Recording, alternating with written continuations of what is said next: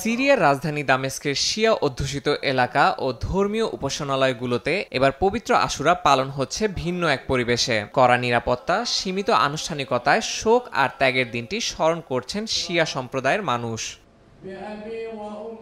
আশুরা উপলক্ষে আগে যেখানে ধর্মীয় পর্যটকদের ভিড়ে জমজমাট থাকতো দামেস্কের সাইয়েদা জেনাব মাজার এলাকা, এবার সেখানে নেই কোনো শোক মিছিল। আসাদ সরকার পতনের পর নিরাপত্তা ঝুঁকি আর রাজনৈতিক অস্থিরতা একসঙ্গে মিলে বদলে দিয়েছে দীর্ঘদিনের ঐতিহ্যবাহী চিত্র।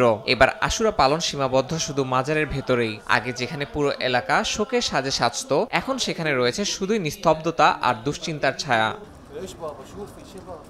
সপ্তম শতকে কারবালার যুদ্ধে হযরত মুহাম্মদ সাল্লাল্লাহু আলাইহি ওয়াসাল্লামের দৌহিত্র ইমাম হোসেন রাদিয়াল্লাহু তাআলা আনহুর শাহাদাতের স্মরণে পালিত হয় আশুরা। শিয়া সম্প্রদায়ের জন্য এটি পবিত্র ও গভীর শোকের দিন। তবে সিরিয়ায় সম্প্রতি গির্জায় আত্মঘাতী বিস্ফোরণ সহ সাম্প্রতিক বিভিন্ন হামলার প্রেক্ষাপটে আতঙ্কে রয়েছেন অনেকে। বিশেষ করে সাইয়েদা জায়নাব মাজারকে লক্ষ্য করে হামলার হুমকি পরিস্থিতিকে আরও জটিল করে তুলেছে।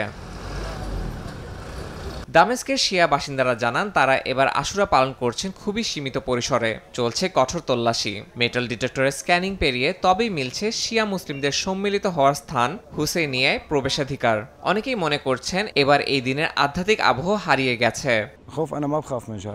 এবছর আমরা আগের মতো আশুরা পালন করতে পারছি না। বাইরে তেমন কিছু করা হচ্ছে না। নিরাপত্তার জন্য আমরা নিজেরাই কিছু সীমাবদ্ধতা মেনে চলছি। গির্জায় হামলার পর থেকে সবার মধ্যে এক ধরনের আতঙ্ক ভর করেছে। আমরা আগেই ভাবছিলাম আশুরা কিভাবে পালন করব, কিন্তু সেই ঘটনার পর আরো সাবধান হতে হয়েছে। তাই মাজার বা হুসেইনিয়ার ভেতরেই সব আয়োজন সীমাবদ্ধ রয়েছে।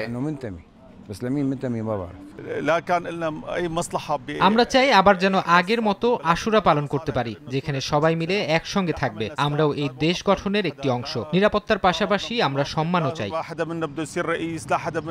সিরিয়ার দীর্ঘ গৃহযুদ্ধ শেষে প্রেসিডেন্ট আসাদের পতন শিয়া সম্প্রদায়ের নিরাপত্তাহীনতা আরও বাড়িয়ে দিয়েছে। দেশটিতে শিগগিরই শান্তি ফিরবে এমনটাই আশা শিয়া সম্প্রদায়ের মানুষের।